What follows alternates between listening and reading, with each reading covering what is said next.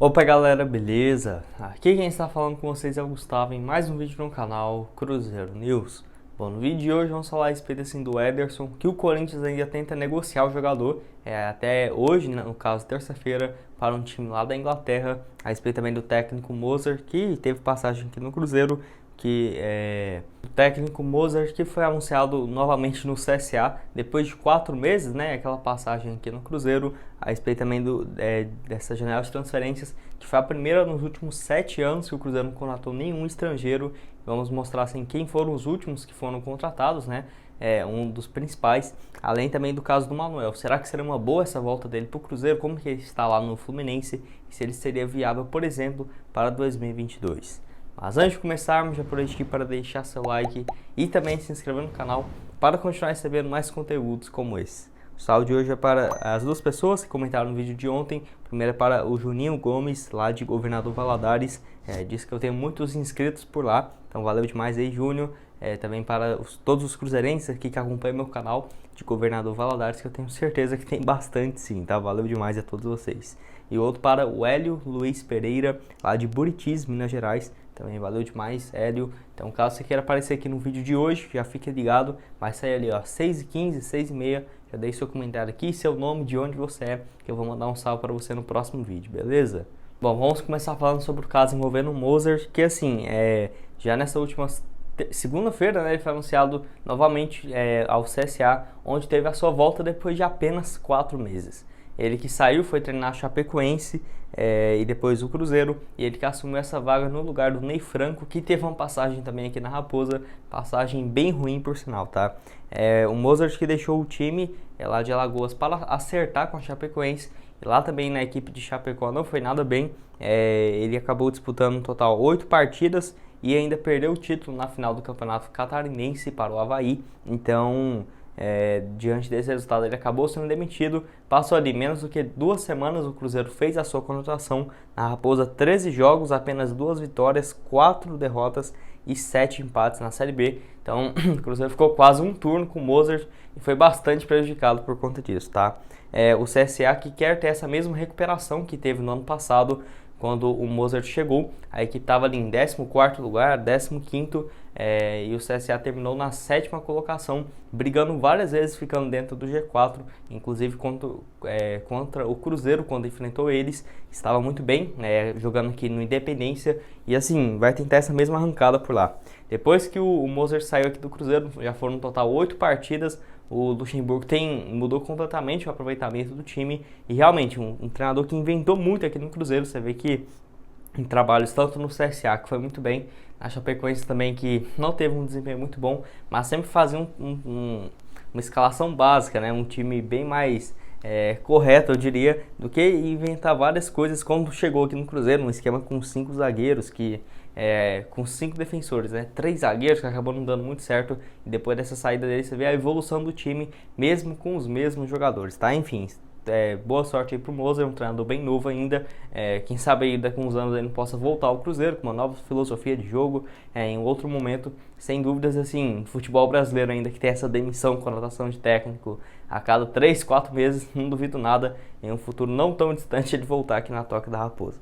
Mas um assunto que eu queria compartilhar com vocês é um material do Super Sports, que assim, o Cruzeiro depois de 7 anos ficou sem contratar um jogador estrangeiro, tá? Para você ter uma noção, a última vez que isso aconteceu foi lá em 2013, que o Cruzeiro naquela época não tinha contratado nenhum jogador estrangeiro.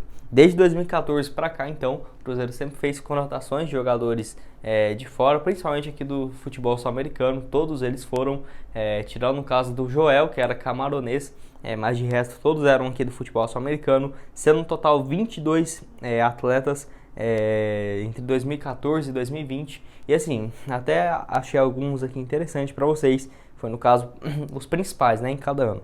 2014 o Marcelo Moreno, 2015 o Ariel Cabral, o Riascos, o Mena e também o Lucas Romero. Teve também a contratação do Montijo lá em 2018, o Ábila em 2016, e o último foi o Raul Cáceres, paraguaio, que chegou. E ele que, assim, se for pegar do Cruzeiro e ir ao mercado sul-americano e fazer uma contratação, o Cruzeiro não faz isso desde o quê? 2018, 17, quando veio ali um argentino, se não me engano, o Messi Douro, foi em 2017, porque de resto foi igual o Orejuela 2019, mas veio do Ajax. O Raul Cáceres veio ano passado, mas estava no Vasco. Então, sempre jogadores que já estavam aqui no futebol brasileiro ou na Europa, mas que eram de outras nacionalidades, tá? Enfim, o Cruzeiro que nesse ano teve a chance de contratar um outro jogador estrangeiro, foi no caso do Guzmán, e foi lá no mês de abril, né? Então o Cruzeiro tentou a sua vinda, foi por pouco mesmo, ele acabou desistindo de última hora, vai dar um BO gigantesco na FIFA, possivelmente esse desacordo que o Cruzeiro teve com ele, mas eu vejo que se fosse assim, um Guzmán, eu acho que é um reforço que poderia sim dar certo, e foi a única especulação assim, bem forte de um jogador argentino, ou um jogador né, da América do Sul, especulado no Cruzeiro ou algo do tipo, tá? E vocês gostam dessas contratações de estrangeiros aqui no Cruzeiro, você não acha? E lembrando que atualmente o Cruzeiro tem 2 estrangeiros no seu elenco, que é no caso do volante Ariel Cabral, que está aqui no Cruzeiro há muitos anos, né? São mais do que 5 temporadas e meia, além também do Raul Cáceres, que está lesionado e não joga há mais do que 9 partidas pelo Cruzeiro, mas é um excelente reforço, assim como a maioria dos estrangeiros que chegam no Cruzeiro, que também tem um grande apoio da torcida. Penúltimo assunto desse vídeo é a respeito do zagueiro Manuel, ele que alguns de vocês me perguntaram se ele seria uma boa para o Cruzeiro pro ano que vem, essa volta assim do jogador, e se ele está sendo titular lá pelo Fluminense ou não, tá? Enfim, eu até tinha essa dúvida, realmente não sabia, tem tempo que eu não acompanho os jogos do Fluminense, para ver se ele estava jogando como titular ou não.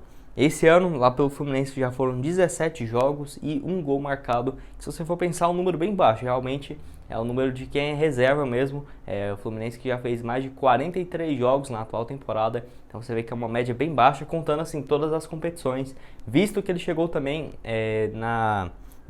praticamente no meio do primeiro turno do Campeonato Carioca, porque no Cruzeiro esse ano ele jogou 5 partidas por aqui, marcou 1 gol, tinha a expectativa de continuar aqui na Raposa, mas ainda tinha aquela indecisão gigantesca, porque o vínculo dele já ia se encerrar em junho agora de 2021, então mesmo se ele continuasse, se ele não quisesse ficar por aqui, ia dar o meio da temporada ali, o Cruzeiro disputando um Brasileirão, ele iria sair de graça e o Cruzeiro ia ia fazer uma falta gigantesca, como tem feito o Manuel quando saiu aqui do Cruzeiro. Ano passado que ele voltou de empréstimo do Trabzonspor, lá da Turquia, e eu nem tinha muita expectativa assim, como que seria essa volta dele. É como se fosse o Sassá voltar aqui pro Cruzeiro hoje, sabe? Não tinha expectativa nenhuma, e ele foi muito bem naquela reta final, praticamente pegou mais do que 70% dos jogos da Série B e foi titular em todos eles, fez uma diferença absurda, melhorou muito essa questão da zaga do Cruzeiro, foram um total 26 partidas, marcou 5 gols, média como se fosse de um atacante mesmo aqui no Cruzeiro, e ainda deu 2 assistências.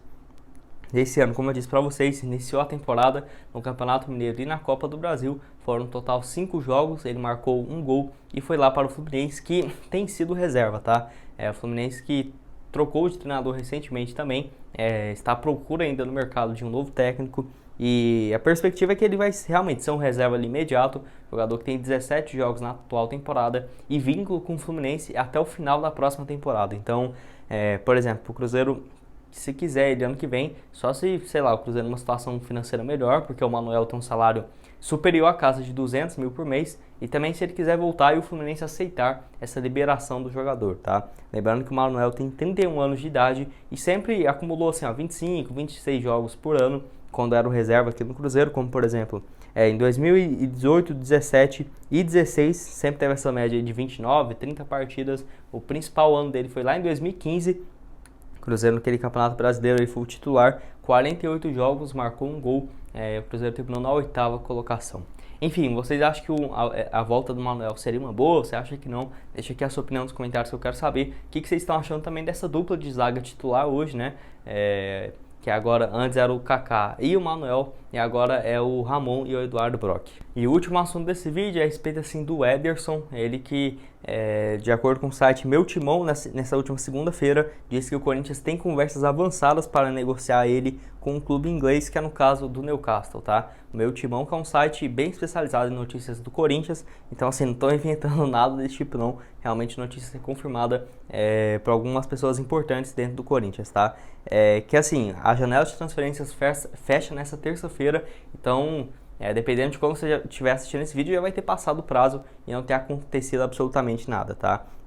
No caso assim, no caso do Newcastle, da Inglaterra, tem interesse de selar a venda do jogador no máximo até assim, meia-noite, né, dessa terça-feira, e os clubes negociam uma aquisição do jogador em definitivo com um clube lá da Premier League. Mas tem uma questão importante porque o Newcastle já gastou bastante nessa atual janela e poderia cair, por exemplo, naquele fair play financeiro, dependendo de quanto o Corinthians pedir para negociar o Ederson, tá? Então até tem a chance de ser um empréstimo, uma compensação financeira por esse empréstimo, e no final da próxima temporada, dessa temporada que vai se encerrar agora, ter uma obrigação de compra definida, tá? Até porque aí sim poderia contratar sem cair naquele fair play financeiro.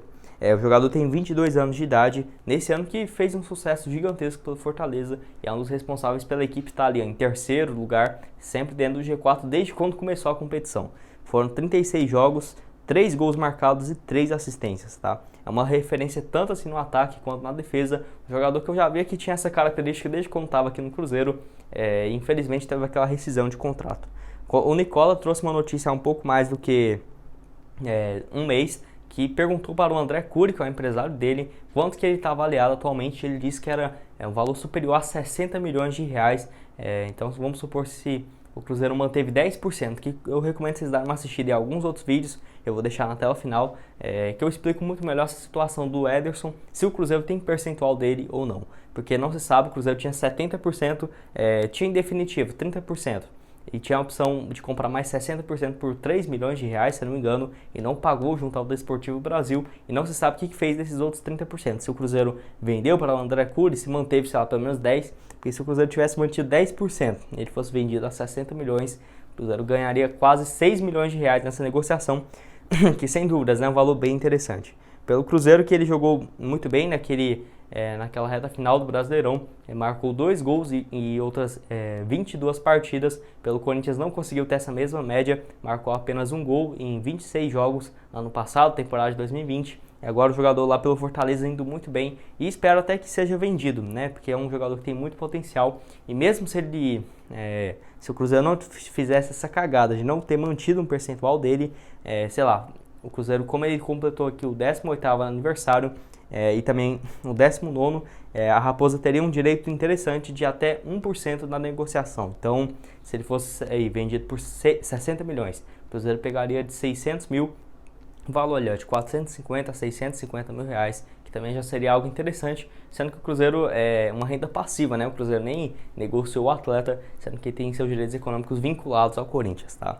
Bom, esse foi o vídeo, espero que tenham gostado. Não esqueça de deixar seu like e também se inscrever aqui no canal.